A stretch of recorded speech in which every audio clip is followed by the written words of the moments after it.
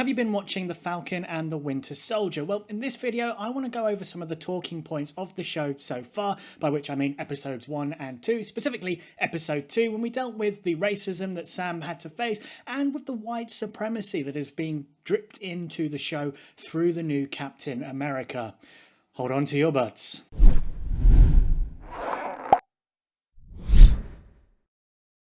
Welcome to Hakuna MaChatter, your place for everything positive in diversity and representation in film and TV.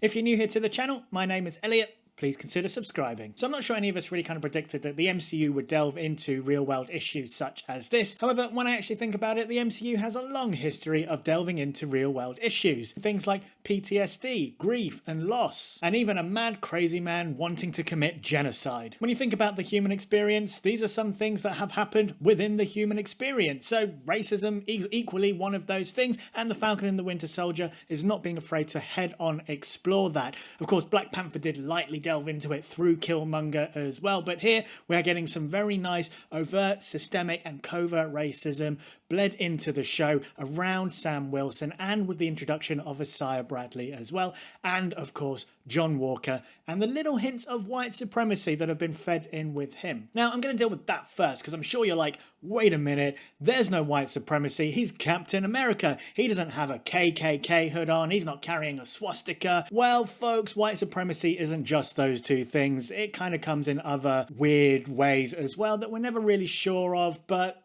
believe me, it's there. Now, I had a real interesting read of an article that was put up by Collider the other day. I did share it on Twitter as well, so if you'd like to read that article, you can check that out there. And this article was talking about how white supremacy is being channeled through John Walker, particularly in this second episode. And it's just these little moments that may explode into bigger moments as the show goes on. It's simple things as him commenting that he has deserved this position. He's worked hard to get there. Therefore, it makes sense that he has been given the shield and this symbol and this honor to serve his nation. So why is that white supremacy? Because that doesn't look like it. Well, it's kind of simple really, isn't it? Because Sam was given the chance to be Captain America, but he chose not to do that. However, his reasoning to give that up was because he didn't think that America would be able to accept a black man behind that symbol. And needless to say, Sam has worked damn hard to earn that title. So for John Walker to come in and say that he has deserved and earned that title but not have the worries of his race on top of that, it's a little bit of white supremacy there. The system is working in favor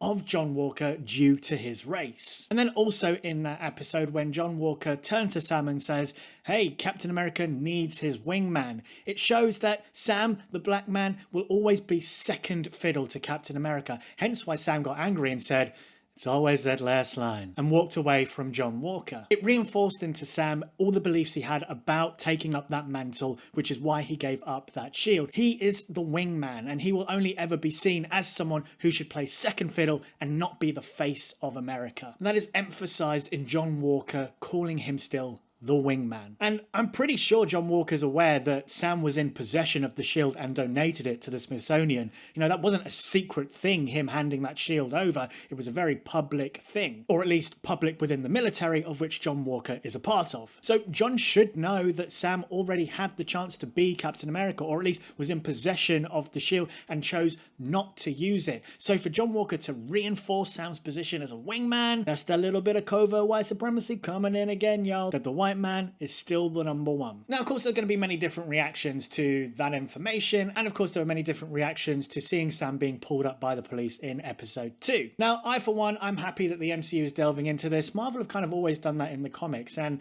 yeah, it's not unknown here on the channel that I'm not much of a comic reader, but I understand things that have happened in the comics. I understand things that have been brought to life in the comics due to real-world situations. Obviously, the biggest link we can draw here are the X-Men being born out of the American Civil Rights Movement. So knowing that the comics have kind of tackled all these issues anyway, really happy that it's translating over to screen, because this show is going to reach a large audience. So the larger audience you can reach with these kind of topics, for me, the better. But I can understand that there are some complaints coming from people, particularly black audiences, that are a little bit tired of seeing black suffering wherever we go. I 100% feel where you're coming from on that one.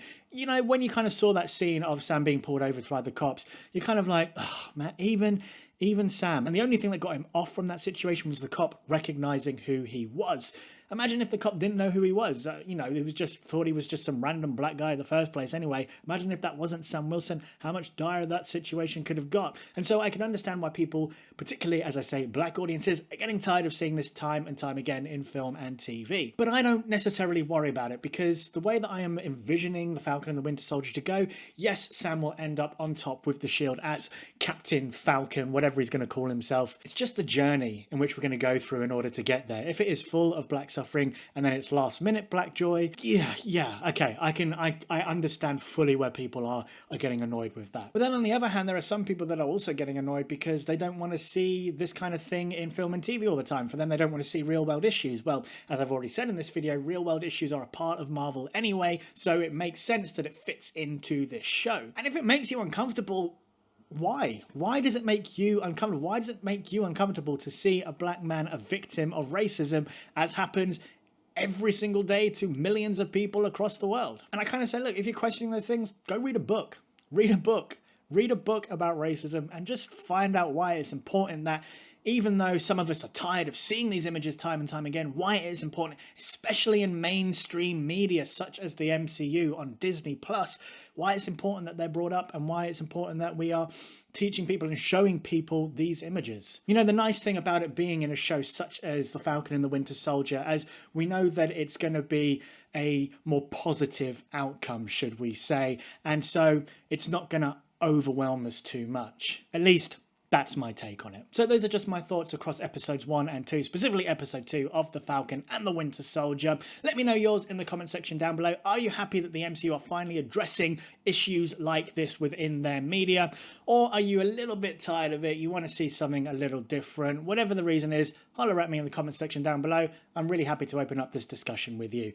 Keep it clean. If you'd like to see some more Falcon and the Winter Soldier action from me, I recommend checking this video out. I had Leo Rydell from Geekly Goods, and we were talking more about this topic, about a black Captain America, so make sure you check that video out. And if you'd love some more MCU action from me, you can click right there. Make sure you subscribe, turning on the bell notification, drop this video with a like, and I'll see you here next time. Hakuna MaChatter.